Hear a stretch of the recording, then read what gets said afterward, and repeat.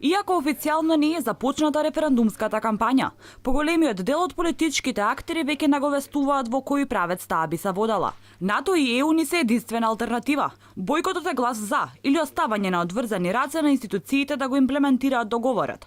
Се дел од оние тези кои веќе се промовирани во јавноста. Аналитичарот Владимир Божиновски за Алфа вели дека кампањата веќе е наголемо започната, иако незиниот старт е на 10 септември. Божиновски смета дека афирмативната кампања ќе се води во насока на преговорите и влезот на Македонија во евроатлантските семејства, додека пак договорот ќе биде ставен во трет план.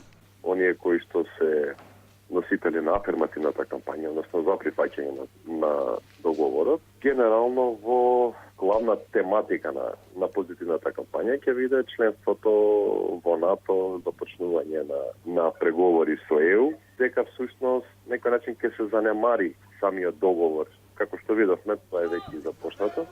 Дополнително се оди со една теза дека за оние кои што нема да искочат, односно кои што ќе го бойкотираат референдумот, дека тие всушност го дале својот глас за, што се разбира целосно погрешно. Делот аналитичарите предупредуваат дека власта свесно манипулира околу референдумот, дека доколку нема цензус, институциите би го решиле прашањето. Според Божиновски, бојкотот значи не од граѓаните. Тој потсетува на референдумот од 2004 година и паролата на сегашната и тогашна власт, дека некои прашања не заслужуваат одговор.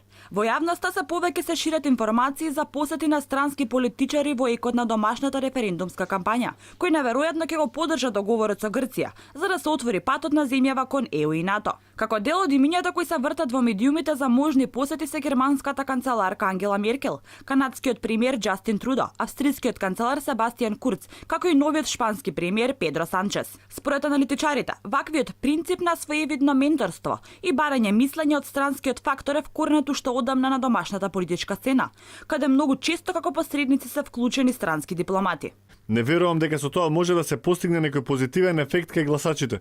Може да има само контраефект, бидејќи граѓаните читаат и разбираат и според тоа можат да препознаат кога нешто им се подметнува или кога им се потценува интелигенцијата. Дел од аналитичарите сметаат дека дел од кампањата на оние кои не го поддржуваат референдумот, главната битка ќе ја водат на социјалните мрежи кои имаат огромна моќ врз мислењето на граѓаните. Пример е движењето Бојкотирам, кое зема се поголем замав на социјалните мрежи, а дел од него се политичари од различни политички партии, интелектуалци, професори, активисти од шарината револуција.